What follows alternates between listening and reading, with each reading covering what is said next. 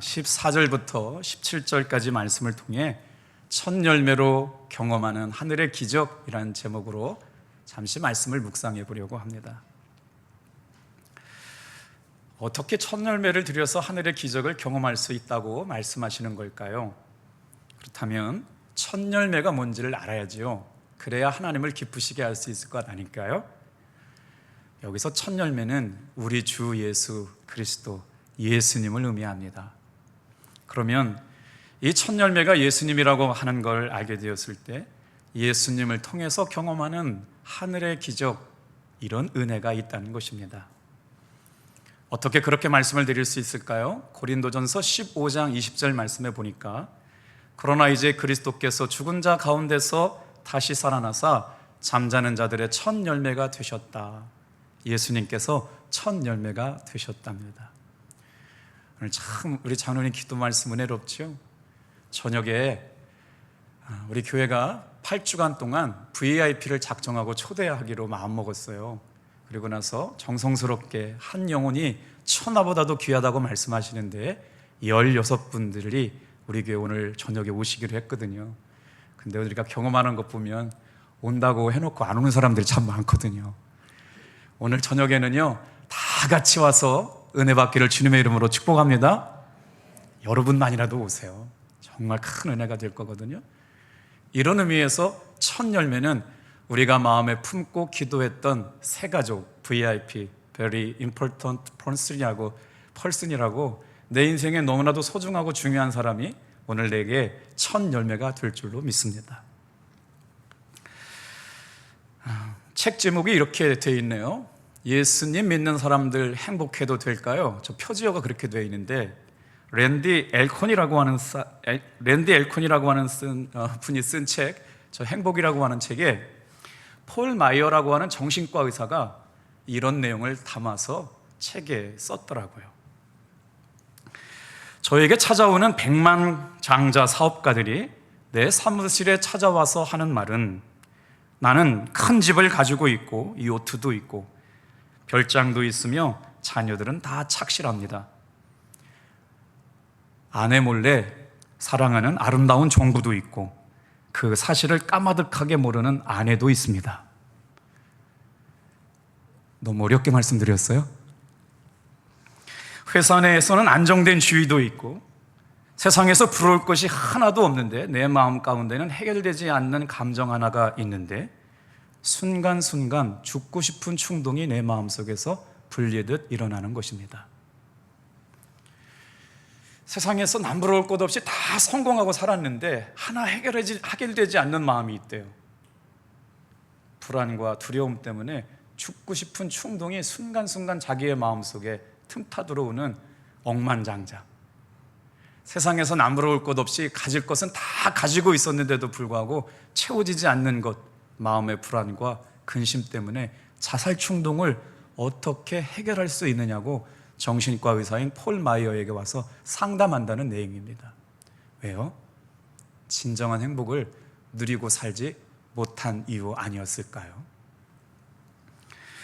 딱 하나 마음에 부족한 것이 있는데 평안과 기쁨을 어디서 얻을 수 있는지 모른다. 그래서 자살 충동을 없앨 수 있는 방법이 없냐고 정신과 의사에게 와서 상담을 받는다고 하는 것입니다. 사랑하는 성도 여러분, 한 주간 동안 하루를 살면서 지난주에 행복하셨나요?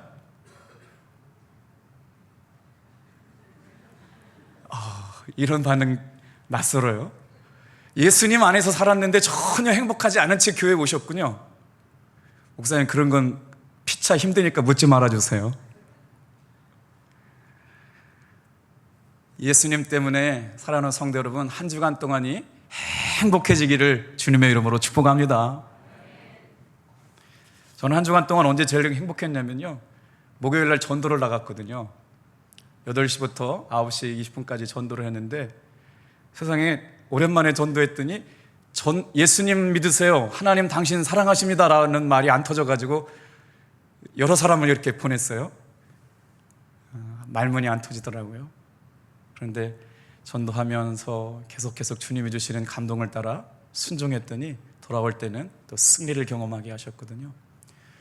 오늘 하나님께서 예비된 사람, 준비된 영혼, 잃어버린 양들이 주께로 돌아올 때 하늘에서는 천국잔치가 열리고 있는 줄로 믿습니다. 우리 교회는 다음 주일날 맥주감사절을 지키려고 하는데, 여러분, 맥주감사절에 그 기원이 있어요. 어디에 있냐면 출애굽기 34장 19절부터 20절의 말씀에 모세가 하나님의 산, 신의 산에서 10계명을 받을 때 바로 이 첫 열매에 대한 말씀을 주셨거든요.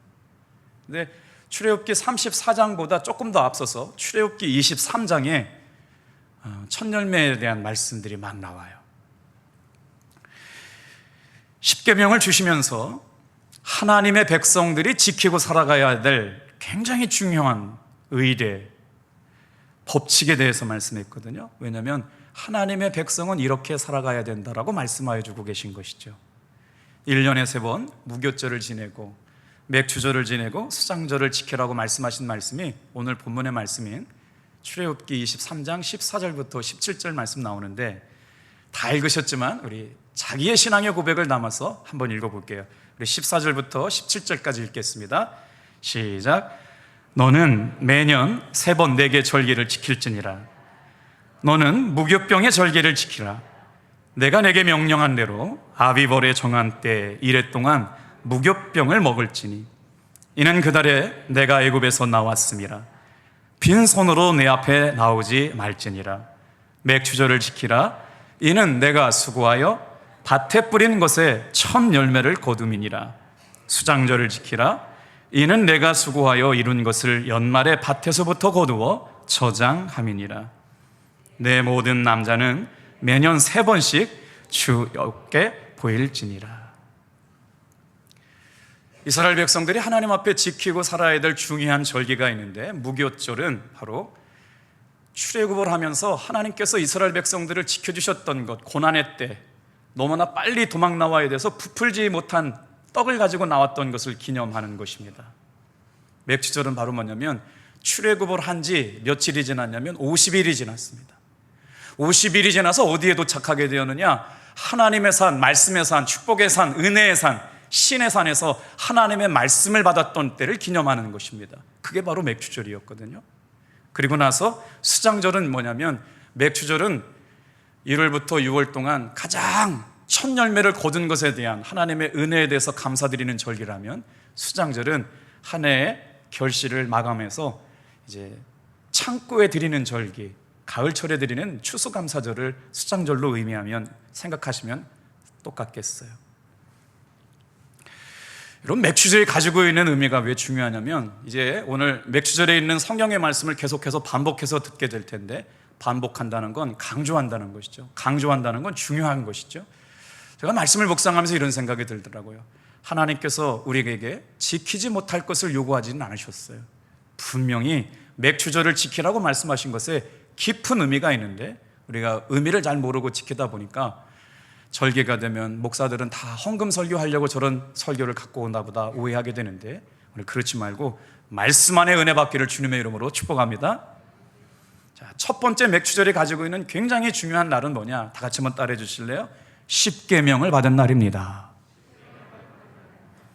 자, 모세율법을 창세기, 출애굽기, 레위기, 민수기, 신명기라고 해요. 이걸 뭐라고 그러냐면 토라, 두루마리 5권의 성경책, 모세율법, 창출, 레민, 신이라고 말하는데, 그 안에는 613개의 하나님이 하라고 하는 긍정명령 중에 248개의 조항이 하라 명령이에요. 하라. 하나님의 사람들아 이렇게 하라 라고 말씀하신 긍정명령이 담겨져 있는데, 365개 조항에는 하지 말라고 하는 부정명령이 담겨져 있어요. 365개 합하니까 613개잖아요. 근데 이걸 어떻게 다 지키고 살아요? 그러니까 하나님께서 신의 산에서 돌판 2개에다가 하나님의 사람들이 꼭 지키고 살아야 될 10계명을 주셨거든요. 그 10계명의 말씀이 바로 받은 날이 언제냐면, 출애굽을 하고 50일째 되는 날 맥주절에 하나님의 말씀을 받았다는 거예요. 그러니까 우리가 왜 다음 주일날 이렇게 맥주절을 지키느냐? 그날은 바로 뭐냐면 하나님의 사람들에게 새로운 신분이 허락된 날, 여러분 존귀한 날이고 복받은 날이고 주의 말씀을 받은 날로 지키는 여러분 되기를 축복합니다. 그런데 신약에 와서는 얼마나 더 중요한 날이 있냐면 예수님의 12제자들과 120명의 예수님을 따르는 예수님의 제자들이 예수님께서 성령이 임하실 때까지 예루살렘을 떠나지 말고 성령의 불이 임할 때까지 기도하라고 말씀하셨거든요. 그래서 예수님의 제자들이 어디에 모여서 기도했냐면 마가의 다락방이라고 하는 곳에 모여서 기도하고 있었는데, 맥추절이 되었을 때 오순절 강림이 충만하게 성령의 불이 그 모인 사람 한 사람 머리 위에 임하는 놀라운 은혜를 경험해서 뭐가 생겨나느냐? 초대 교회가 생긴 날이 맥추절입니다. 그러니까 초대 교회가 태동되게 되는 가장 중요한 날이 바로 뭐냐면 맥추절에 오순절 성령 강림절이 있었던 그 날이 바로 맥추절이 있기 때문에 구약의 십계명을 받은 날, 신약의 성령의 충만한 강림이 임한 날, 이게 바로 맥추절입니다. 오늘 전반부의 은혜를 결산하면서 말씀 준비하다가 이런 생각 들더라고요. 코로나 때문에 주변에서 우리가 예배 드리는 거를 방해해가지고 신고를 해서 예배를 못 드려가지고 영상으로 이렇게 막 예배를 드린 다음에 약속의 말씀을 받으실 분들은 교회 앞에 주차장에서 하나님의 말씀을 받으러 오십시오. 그래서 정말 간절하게 기도했어요. 몇 분이나 오실까. 근데 정말 놀랍게도 우리 교우들이 1시간 넘게 그 시간에 오셔서 2021년 나에게 주신 말씀을 받아서 또 마음에 새기고 돌아가셨던 은혜들이 있었거든요. 엊그저께 갔잖아요. 벌써 6개월이 지났어요. 이제 반년을 지나보면서 하나님께서 우리에게 베풀어 주신 은혜, 베풀어 주실 또 더 베풀어 주실 은혜를 기억하면서 거룩하고 복된 맥추절을 지키시기를 축복합니다. 저는 이 말씀을 준비하면서 제 스스로가 예수님 안에서 한 주간 동안 행복했나를 물어봤거든요. 우리 한번 옆에 분하고 한번 다시 물어볼게요. 한 주간 동안 행복하셨어요? 둘, 셋.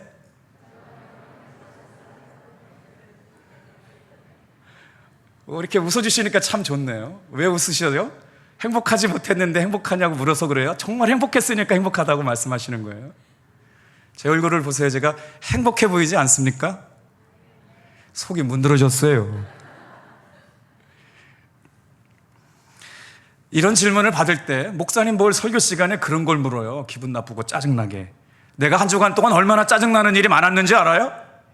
내가 얼마나 하루 동안 한 주간 동안 힘들고 어려운 일이 많은데 목사님 행복했냐고 묻냐고요? 라고 하는 분들이 계시더걸랑 생각을 바꿔먹으시기를 축복합니다. 오늘 나에게 진정한 행복을 주시는 분이 누구시냐? 나의 인생 가운데 진정한 행복을 주시는 분은 예수님이시기 때문이죠. 우리는 환경이 좋아지면 행복할 것이라고 생각할 때가 많습니다. 좋은 사람을 만나면 행복할 것이라고 생각하고 살 때가 많죠. 형편과 조건이 좋아지면 행복해질 거라고 생각을 하지만 환경이 바뀌고 좋은 사람을 만나고 상황이 좋아도 여러분 좋아지지 않습니다. 왜냐하면 내 인생 가운데 진정한 행복을 주시는 분을 만나야만 우리 인생의 행복을 누리게 될 줄로 믿습니다. 우리에게 끊임없이 일어나는 어려운 일들, 시험들 만한 일들, 또 사람 때문에 행복하지 않다고 느끼며 살아가는 날들 가운데 오늘 맥추절을 지키면서 첫 열매로 하늘의 기적을 경험하는 사람들은 어떤 사람일까? 제가 충청신학교라고 하는 곳에 가서 강의를 했는데 한 20, 30명 정도 모여가지고요, 제가 열정을 불살랐어요. 정말 최선을 다해서 은혜의 말씀을 전했는데 들으려고 하는 사람들이 다 전도사님 목회를 하려고 하는 분들이어서 굉장히 반응들이 좋았거든요. 근데 신학교에 강의를 했더니 첫째 강의는 11조로 먼저 띄고 강사료를 주시더라고요. 근데 스승의 날 부정한 종에게 꽃을 달아드리고 선물을 드리고 정성껏 노래를 불러주는데 눈물이 핑 돌아가지고요, 그 다음 주에 가가지고 그분들 밥을 샀어요. 우리 부르키나파소에 계신 고현정 선교사님, 김예인 선교사님이 선교 편지를 보내왔는데 여러분 참 신기하죠? 왜 선교 편지를 읽는데 제 마음이 뜨거워지나요? 이게 막 생생하게 막 은혜가 되는 거예요. 야, 정말 하나님이 일하고 계시는구나. 그래서 제가 제 아내하고 상의해서 여보, 신학교에서 받은 강의료는 주님께 첫 열매로 드렸으면 좋겠다. 그래서 저도 그렇게 고백하고 나서 제 마음이 얼마나 좋은지 모르겠어요. 이 일을 통해서 주님이 어떻게 일하실까? 주님이 주시는 감동, 주님이 주시는 마음의 생각, 주님이 기뻐하시는 일에 순종하고 따라가려고 하니까 얼마나 행복하고 즐거운지 몰라요. 사랑하는 성도 여러분, 오늘 이 시간 여러분의 삶에 기쁜 일이 있었는지 슬픈 일이 있었는지가 여러분의 행복의 본질이 아닙니다. 예수님과 사귀고 사셨는지, 예수님과 동행하고 사셨는지, 예수님이 내 삶의 주인이 되셨는지 그거를 물어보실 수 있기를 축복합니다. 나의 삶의 진정한 기쁨은 어려웠느냐 어렵지 않느냐의 문제가 아니라 내 삶에 예수님과의 사귐이 있었느냐 없느냐에 따라 결정된다는 것, 주님과의 관계로 인해서 여러분의 행복이 결정된다는 걸 기억하시길 바랍니다. 첫 열매로 경험하는 하늘의 기적도 이와 같아요. 주님이 주시는 감동을 따라가고 주님이 주시는 말씀을 묵상하고 주님이 기뻐하실 것에 마음과 생각이 집중되다 보니까 마음은 평안해지고 기뻐할 수 있게 되고 하나님이 주시는 감동에 순종할 수 있는 결단을 드릴 수가 있게 된 것입니다. 우리 한번 말씀을 같이 한번 읽어볼게요. 성경에 아주 많은 본문 가운데 첫 열매를 드려서 하나님을 기쁘시게 하라고 하는 내용들이 나오는데 먼저 잠언 3장 9절 말씀 같이 읽어볼게요. 시작. 내 재물과 내 소산물에 처음 익은 열매로 여호와를 공경하라. 출애굽기 13장 2절에도 나오네요. 이스라엘 자손 중에서 사람이나 짐승을 막론하고 태에서 처음 난 모든 것은 다 거룩히 구별하여 내게 돌리라. 또 레위기 말씀에도 나오거든요. 그 다음 읽을까요? 이는 내 것이라 하시니라. 오직 가축 중에 처음 난 것은 여호와께 드릴 첫 것이라. 소나 양은 여호와의 것이니. 첫 열매로 어떻게 하늘의 은혜를 경험하고 살 수 있을까? 안 돼. 내 형편으로는 힘들어. 불가능하다니까 라고 하는 마음 가지고 이 말씀을 듣다 보면 당신의 삶에는 하나님이 주신 은혜의 기적을 경험할 수 있는 일이 일어날 가능성은 0%입니다. 그런데 내 생각을 바꿔서 주님의 마음에, 주님의 감동에, 주님의 말씀에 우리가 순종하고 따라가다 보면 하나님께서 어떻게 하시느냐? 첫 열매 되시는 예수님을 내 마음의 중심에 모셔드리고 삶의 환경이나 사람이나 사건이나 조건이 아니라 예수님이 주시는 생각, 예수님이 주시는 감동, 예수님이 주시는 은혜 따라 살겠다라고 하는 고백이 있을 때 여러분, 하나님께서 각 사람 심령 위에 맥주절 안에 부어주시는 놀라운 하늘의 기적이 있게 될 줄로 믿습니다. 저는 다른 게 기적이라고 생각하지 않았어요. 제자반 훈련을 하는 가운데 한 수강생이 말씀을 묵상하고 주님과 동행하는 이야기들을 일기로 쓰면서 이런 이야기들이 15분들이 이제 제가 만든 이렇게 단체 어플에 이렇게 선한목자교회에서 전국 성도들을 위해서 예수동행 일기 세미나를 한 교회에 이렇게 방을 만들어 주셔서 우리 교회 방이 만들어졌거든요. 우리 성도님들이 한 주간 동안 어떤 기도의 제목, 어떤 눈물, 어떤 아픔을 가지고 살고 있는지를 담임 목사가 매일 보면서 기도할 수 있어요. 그리고 노출하기 쉽지 않은 이야기들은 땡땡땡 처리했기 때문에 누가 이야기한지는 몰라요. 나와 주님과만의 대화가 시작된 것인데 그 중에 한 분이 이런 고백을 썼더라고요. 하나님이 기뻐하시는 삶을 살기 위해서 하나님의 선물이라고 하는 전도지를 들고 길거리에서 한 주 동안 한 번은 50장의 전도지를 돌리는 것으로 주님의 기쁨이 되어야겠다. 한 성도님은 속회를 통해 가지고 큰 좌절이 있어서 다시는 속회를 맡을 만한 마음의 준비가 되지 않았는데 전도를 통해서 잃어버린 양들에게 일주일에 한 번씩 꼭 찾아가서 식사를 대접했답니다. 오늘 그분이 오셨는지 모르겠어요. 한 달 정도 그분을 정성스럽게 식사를 대접하고 하나님께서는 당신을 사랑하신다. 우리 교회에서 예배드리자. 오늘은 정말 귀한 목사님이 오셔서 말씀을 전하시는데 그 주인공이 당신이 되었으면 좋겠다고 초대를 했답니다.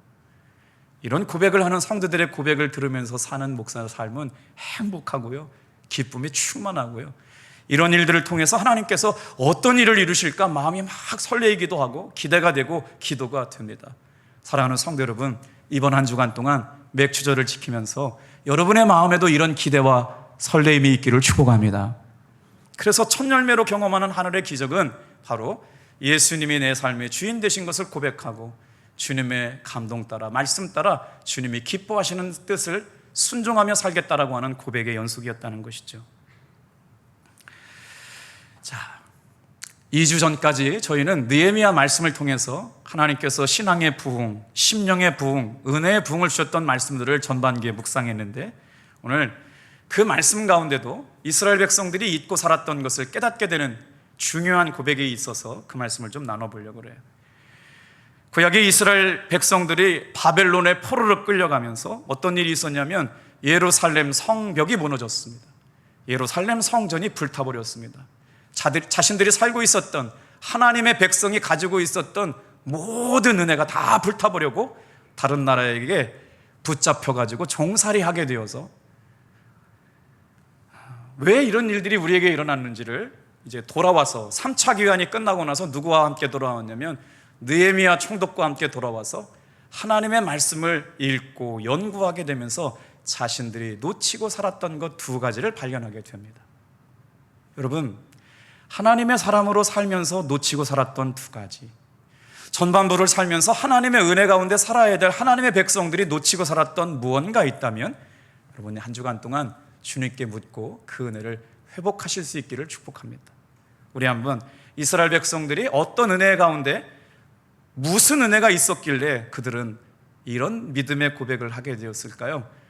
자, 하나님의 말씀을 듣기 원해서 학사 에스라를 초대해가지고 말씀을 읽는데, 이제 150년 동안 방치되었던 예루살렘 성벽을 적어나고 낙성식을 하면서 백성들 사이에 영적 대각성이 일어납니다. 느헤미야 8장에 보니까 총독 느헤미야를 비롯해서 이스라엘 백성들 모두가 수문 앞 광장에 모여서 하나님의 말씀을 듣기를 시작하는데, 이게 웬일이에요? 설교 말씀 들은 것도 아닙니다. 하나님의 말씀을 읽기만 했는데 어떻게 되느냐? 우리 8장 9절 말씀 같이 읽어볼게요. 시작. 백성이 율법의 말씀을 듣고 다 우는지라.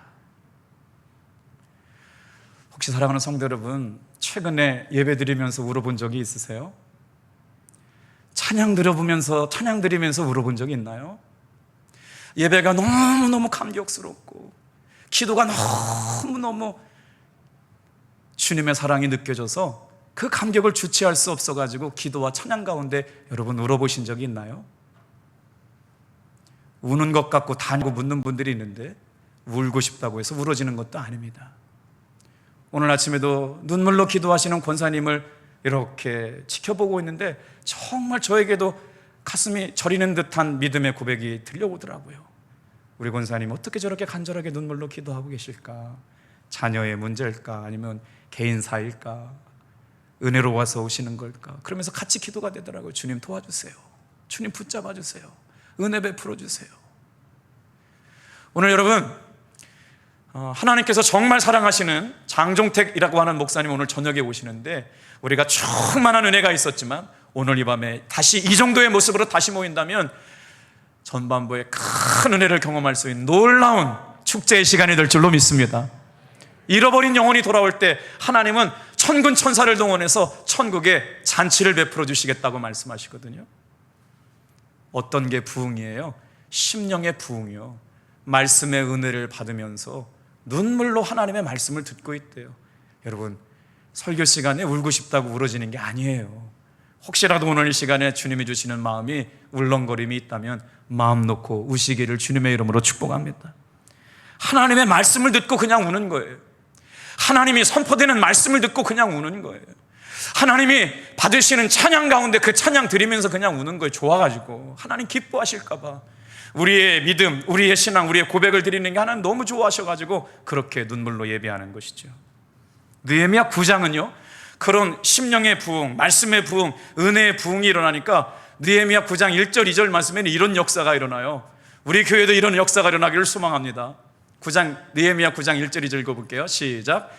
그날 29날에 이스라엘 자손이 다 모여 금식하며 굵은 베옷을 입고 티끌을 무릅쓰며 모든 이방 사람들과 절교하고 서서 자기의 죄와 조상들의 허물을 자복하고.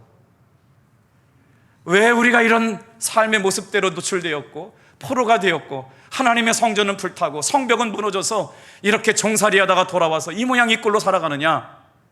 그래서 학사 에스라가 읽어주는 율법의 말씀을 읽다가 두 가지를 놓치고 살았던 걸 알게 되었다는 거예요. 첫 번째, 첫 열매를 하나님 앞에 드리지 못한 죄, 11조를 하나님 앞에 드리지 못한 죄를 발견하게 되고 울게 되는 거예요. 이 울었던 두 가지 이유가 있어요. 야, 정말 잘못 살았던 우리의 삶을 돌이킬 수 있는 걸 알았다. 하나님 앞에 우리 조상들이 불순종하고 말씀에 순종하지 못하고 예배가 무너지고 심령이 하나님을 멀리하게 되었던 것이 뭐냐? 첫 것을 드리지 못하여 하나님의 전을 멀리했다. 하나님을 멀리했다. 여러분, 첫 것을 드리지 못한 이유가 하나님을 멀리한 거라고 해석을 해요. 하나님의 전을 멀리한 거라고 해요. 이렇게 맥주전은 가지고 있는 의미가 깊습니다. 첫 열매 드리지 않은 것이 어떻게 하나님의 전을 멀리한 거예요? 하나님을 멀리한 걸까요? 그러나 이스라엘 백성들, 느헤미야 총독과 성벽을 재건한 하나님의 사람들은 그 말씀을 하나님의 말씀으로 듣습니다. 우리가 놓치고 살았던 것, 이거를 알게 됐으니까 이제는 성경에 기록된 말씀은 다 지켜 행하자. 하나님이 기뻐하시는 것이라면 전심으로 우리가 순종하며 살자라고 하는 내용이 느헤미야 10장에 나옵니다. 오늘 이 고백이 우리의 고백이 되었으면 좋겠습니다. 느헤미야서 10장 35절부터 37절, 하나님 앞에 결단합니다. 첫 열매를 하나님께 드리겠습니다. 11절을 온전히 드리겠습니다. 성경의 이야기거든요. 심령의 부흥, 믿음의 부흥, 속사람의 변화, 하나님을 기쁘시게 하는 하나님의 동행하고 첫 열매로 하늘의 기적을 경험하는 사람들의 고백. 10장, 느헤미야 10장 35절부터 37절은 여러분의 목소리를 함께 읽겠습니다. 같이 읽을까요? 시작. 해마다 우리 토지 소산의 만물과 각종 과목의 첫 열매를 여호와의 전에 드리기로 하였고, 또 우리의 맏아들과 가축의 처음 난 것과 소와 양의 처음 난 것을 율법에 기록된 대로 우리 하나님의 전으로 가져다가 우리 하나님의 전에서 섬기는 제사장들에게 주고, 또 처음 익은 밀의 가루와 거제물과 각종 과목의 열매와 새 포도주와 기름을 제사장들에게로 가져다가 우리 하나님의 전에 여러 방에 두고, 또 우리 산물의 11조를 레위 사람들에게 주리라 하였나니, 이 레위 사람들은 우리의 모든 성읍에서 산물의 11조를 받는 자이며. 그래서 39절에 가면 어떻게 돼요? 우리가 이것을 드림으로 말미암아 하나님의 전을 버리지 아니하였나이다 고백해요. 첫 열매를 드린 것, 11조를 드리고 나서 10장 39절에는 우리가 이것을 드림으로 말미암아 하나님의 전을 버리지 아니하였다고 고백을 해요. 첫 열매를 드리고 11조를 드린 것이 하나님의 전을 버리지 않은 것, 하나님을 떠나지 않은 것으로 고백하면서, 이제 하나님, 주님의 마음을 내가 알았습니다. 주님께로 돌아가는데 이제 돌아갈 때는 빈손 들고 가지 않겠습니다. 말씀에 순종하겠습니다. 주님이 기뻐하시는 삶을 살겠습니다. 하나님이 하라고 하신 하라 명령을 100% 순종하며 지키겠습니다. 하지 말라고 한 부정명령에 순종하며 살겠습니다. 결단하는 것이 바로 느헤미야 총독과 이스라엘 백성들의 신앙의 부흥, 심령의 부흥이 일어났던 말씀의 핵심 요지였던 것이죠. 왜 이 말씀을 준비했을까요? 사랑하는 성도 여러분, 코로나 때문에 우리 예배가 무너졌었잖아요. 심령이 무너졌잖아요. 기도하고 싶어도 기도 못했잖아요. 가정에서 드릴 수밖에 없는 형편에 있는 성도들도 마찬가지이지만, 그러다 보니까 예배가 게을러지고 전심이지 못하고 어느 순간 냉랭해져가는 우리의 영적 상황을 느꼈잖아요. 오늘 이 밤 다시 한번 성령의 충만한 예배로 살아계신 하나님을 만나는 저와 여러분 되기를 축복합니다. 코로나19 때문에 이렇게 말하시는 분들을 종종 뵙게 됩니다. 목사님, 너무 힘들어요. 답답합니다. 어려워요. 못하겠습니다. 오늘 나의 삶의 환경, 나의 삶의 형편, 나의 삶의 조건이 달라지면 행복해질 거라고 생각하게 만드는 것이 누구일까요? 여러분, 사탄은 좋은 사람 만나면 행복해질 거야. 지금 살고 있는 사람 말고 좋은 남편 만나면 행복해질 거야. 지금 사는 아내 말고 좋은 아내 만나면 행복해질 거야. 지금 다니는 교회 말고 좋은 교회 가면 행복해질 거야. 끊임없이 우리의 삶의 본질 아닌 것 가지고 우리의 마음을 왜곡시킵니다. 그런데 환경과 상황이 달라진다고 진짜 행복해질까요? 아니요. 예수님을 만나야 행복해질 줄로 믿습니다. 예수님을 믿는다라고 하는 것은 이 자리에 나와서 부인할 수 있는 사람이 없을 거예요. 그런데 정말 중요한 것은 뭐냐면요, 내가 믿는 예수님을 오늘 만나고 사는 겁니다. 믿는 것과 만나고 동행하고 사는 것은 천양지차의 차이가 있어요. 사랑하는 성도 여러분, 예수만 믿지 말고 예수님과 동행하며 사시기를 주님의 이름으로 축복합니다. 그래서 동행하는 사람들을 경험하고 사는 게 얼마나 기쁜지 모르겠어요. 그게 과연 가능할까요? 제자훈련에 참여하는 성도님들과 함께 일기를 우리가 다 오픈했어요. 하루에 일어나는 주님과의 동행한 일기만 기록하는 거예요. 일상을 기록하는 게 아니라 하루의 삶 속에서 내게 주님과 동행했던 일상들을 기록하는데요, 정말 얼마나 은혜가 되는지 몰라요. 가이드라인을 제시한 것도 아니고 설명을 한 것도 아니고 뭐라고 쓰라고 한 것도 아닌데 그냥 쓰기 시작했는데 15분이 삶의 연약함과 주님의 동행한 것들을 기록해 주시는 것만 읽고 있어도 은혜가 되더라고요. 조만간에 우리 교우들이 다 함께 참여하는 날들이 오게 될 줄로 믿습니다. 환경, 사람, 조건, 형편, 상황 때문에 우리가 행복하지 못한 것이 아니라 예수님과 사귀지 못하고 살았던 것, 예수님과 동행하지 못한 것 때문에 우리가 행복하지 못했다는 것이죠.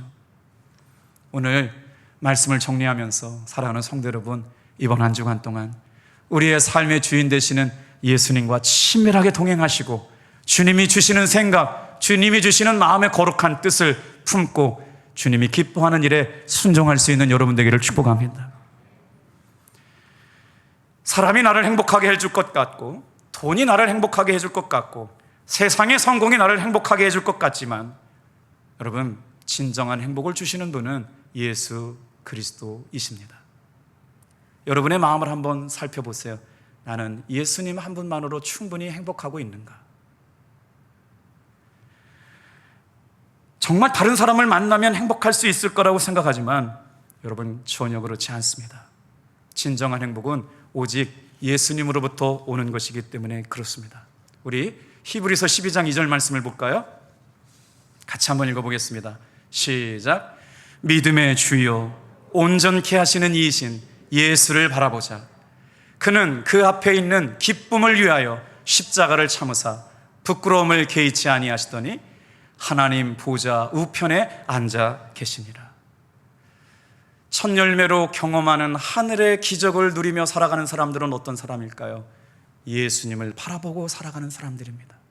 예수님을 믿는 것에 멈춰 있는 것이 아니라 예수님을 구주로 영접하고 있는 그 기쁨 가운데 예수님을 바라봐요. 믿음의 주님, 온전케 하시는 주님, 내 삶에 진정한 행복을 주시는 주님을 바라보는 사람만이 예수님을 통하여 하늘의 기적을 경험케 될 줄로 믿습니다.